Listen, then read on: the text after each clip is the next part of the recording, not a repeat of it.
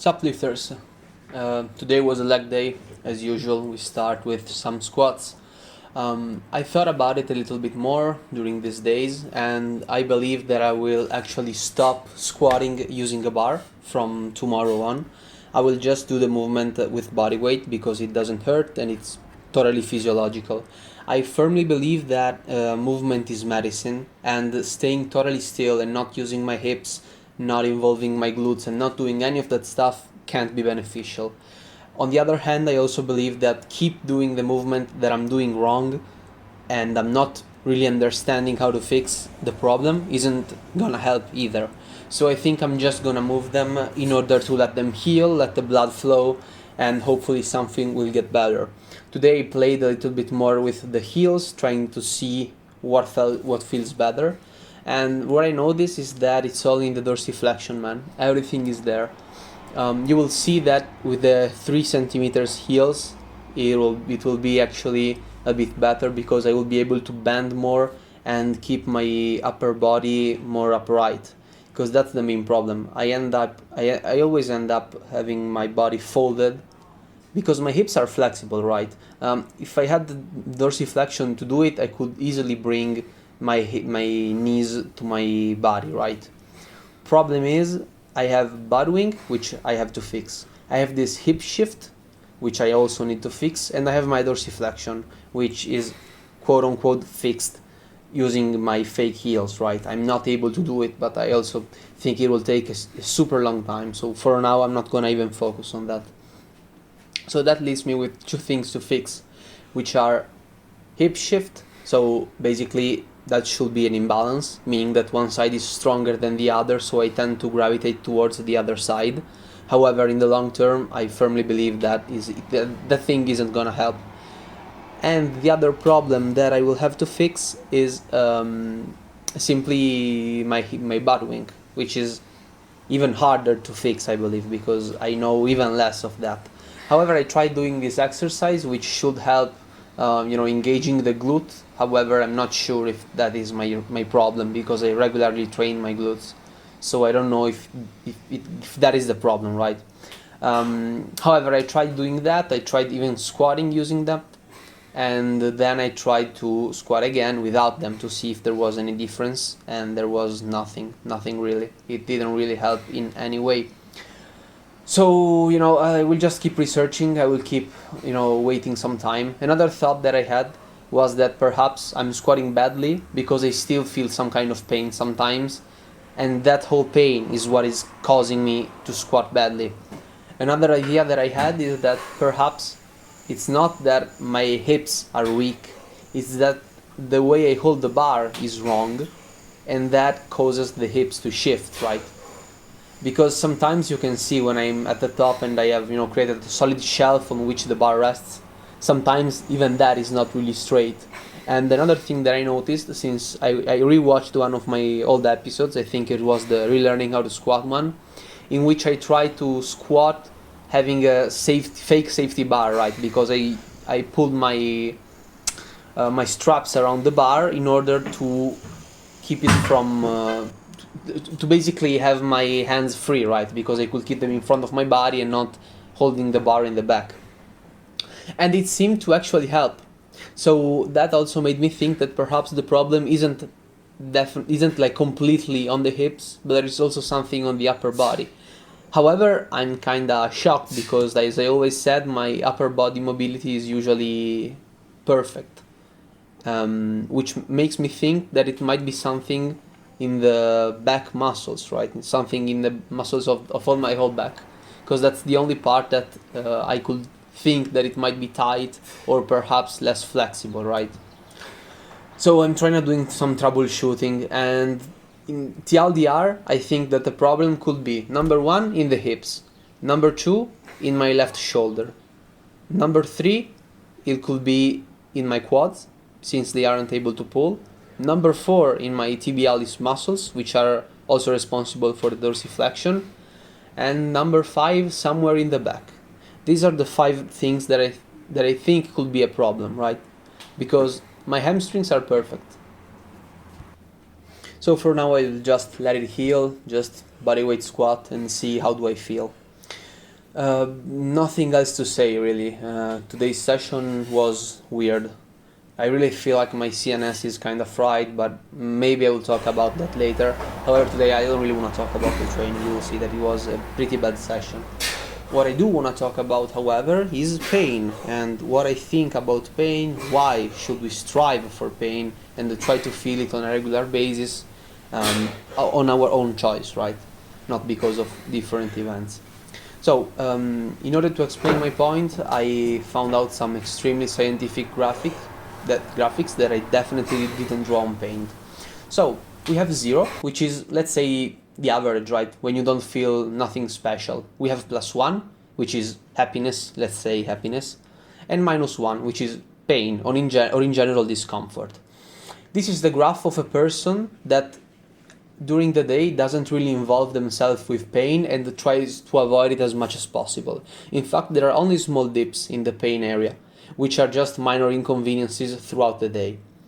This, however, is the graph of someone who on the daily basis tries to feel some pain. In my case, that is the gym, because those are 2 to 3 hour sessions which are grueling, which are hard, it's uncomfortable, and yeah, basically I try to feel pain. And if we basically compare the amount of time that this person spends in the happy zone compared to the last person, this person spends a lot less time in the fun zone. However, it spends a lot more in the pain zone.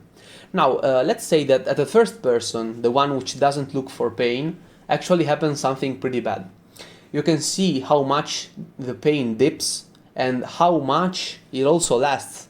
Because I firmly believe that if you're not used to feeling pain, you really end up focusing on that feeling a lot, and you will end up feeling that pain for so long, and it'll also be a lot stronger feeling, right?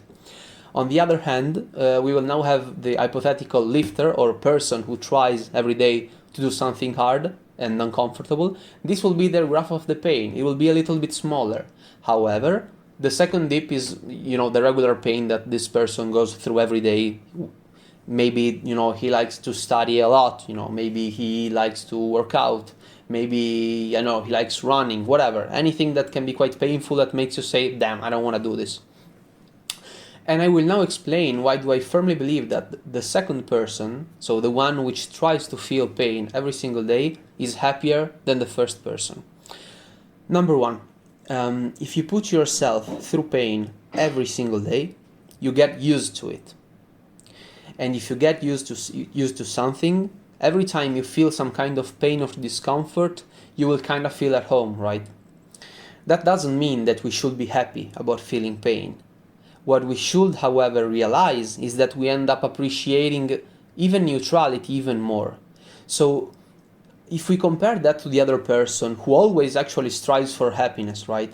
They try to look for happiness maybe in drinks, maybe in, buying stuff, anything that is kind of dopaminergic, right? Anything that makes your brain feel, we're happy, let's give you a reward in just endorphins, right? All of that stuff, yeah, sure, it's a reward. However, you actually get used to the reward, right? It's kind of like a drug. The more you use it, the more you need it, the more you crave it. And the more you experience it, the less it will feel. The same amount of happiness every single day will feel less happy. And at the same time, the same amount of pain every day will feel less painful. So the difference, what's the difference, right? The difference is that while the lifter, hypothetically lifter, I'm talking about lifting because this is a lifting channel, is used to feel pain, and he will be happy in neutrality, right? Because he used to feeling bad. He used to feel like the struggle, feeling the body aching, the muscles screaming for help, right? However, the other person isn't. They are used to always having a plus, right? When they're in neutrality, they're feeling bored. Like, what am I doing here? I'm not experiencing anything. Why? Because they don't know the other side of the coin. And that is why you should always strive to feel as much pain as you can on your own accord, right? That doesn't mean that you should torture yourself like I did here. Let's talk about this set for a little, and then I will come back on the whole general discourse. I am not an actor. What I mean by that is I'm pretty stoic, calm and relaxed. But to do this set of Bulgarian split squats, I had to bite down on my towel because they felt terribly. They were terribly. if you actually counted the reps during my first set, I did 12 with my left leg and only 10 with the right leg. What happened? I quit. I gave up. I couldn't do even more. I couldn't do anything more. I actually could, but my mind said no, no more. We're done. We can't do this. So what did I do?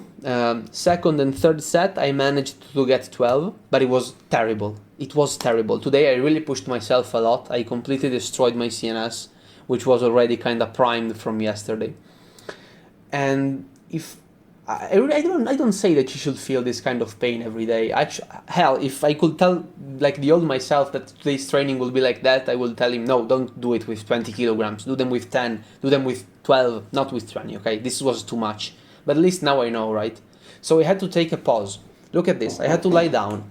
I actually had some kind of headache during the set. I felt like my brain was hurting, which was extremely weird. And I swear that I'm not making this up because, I mean, why would I lie, right? Right now I'm basically just talking to myself. However, I basically just rested for a minute. However, since I'm used to pain, I also said, come on, I did 8, I can do 4 more. I also took a minute of rest, I can do this. So I went back in hell and I did it. I did them. It was terrible. I almost... No. Okay, yeah, I didn't really want to puke. I didn't feel extremely nauseous. However, I did feel pretty dizzy and lightheaded. So it was extremely intense, right? But think about it. Now I'm extremely happy that I am sitting down, I'm relaxing, I'm talking to myself, I'm recording this video. I feel happy, I feel amazing. And I'm really grateful that I'm not feeling that kind of pain, right? The other person, however, doesn't feel that on a regular basis. They don't feel the hardship of life, right? So they could be here recording a video on something else and they would be like, oh yeah, this is just okay. But this is actually bringing me joy, and I'm so happy about like sharing everything, both my passion for lifting and what I think about life, about pain, and all this kind of philosophical stuff, right? And another cool stuff is that I can talk about this stuff and maybe no one will listen, maybe some people will, and that's perfectly fine, but I just need to share it, right? I need to put it out. Maybe someone will reply, and that's amazing. So if you can, try to strive for pain. Tomorrow I will probably discuss about my favorite quote for Marcus Aurelius, which is one of my favorite Stoic philosopher, and in general the Stoics also have a similar view on pain as mine. Maybe it's slightly different. So this is why I believe that everybody should feel pain and should strive to feel pain on a regular basis. So tomorrow we'll talk about this a little bit more, as I said, dwelling more on what Marcus Aurelius said. And yeah, basically that is pretty much it. Try to feel pain, try to push yourself, and that will really, really help you a lot. It will help you leading a happier life through hardship, through difficult stuff, and basically, yeah, that is it. I will just talk a little bit more about the training stuff.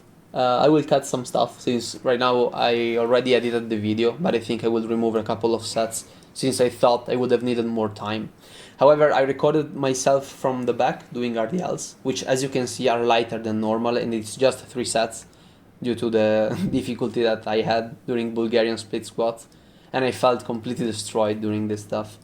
Then I had some leg extensions, 40 kilograms, which is the usual, and they felt okay, as usual. You feel pain, the quads are burning, and I also believe that the best way of feeling pain is through a leg workout, because the muscles you are working with are so big and they all start screaming, right? It's different when you have a muscle group as big as the quadricep or the hamstrings, or the hamstrings, which for those who don't know are basically the muscles of the thigh. Both the forward muscles are the quadriceps and the back muscles are the hamstrings. They are big, right? So they kind of scream and hurt more than just, a bicep, which is pretty small. However, yeah, I did them, so it was pretty, I don't want to say easy, but actually after those Bulgarian split squats, this stuff is just laughs and giggles, right? It was so much easier.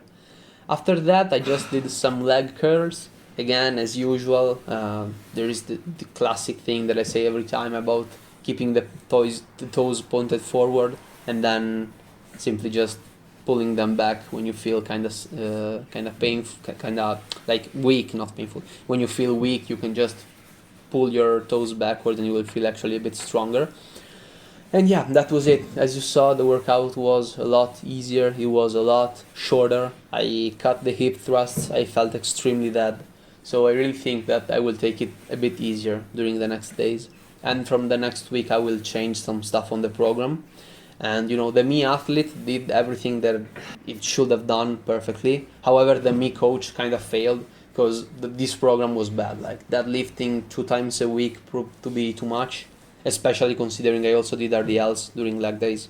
So it was a failure on me as my own coach.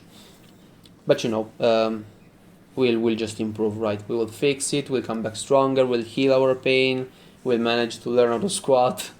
And yeah, that's it. See you guys tomorrow. Actually, I forgot another thing. Yesterday I said that on Monday I would use a test to see if I'm a novice lifter and stuff.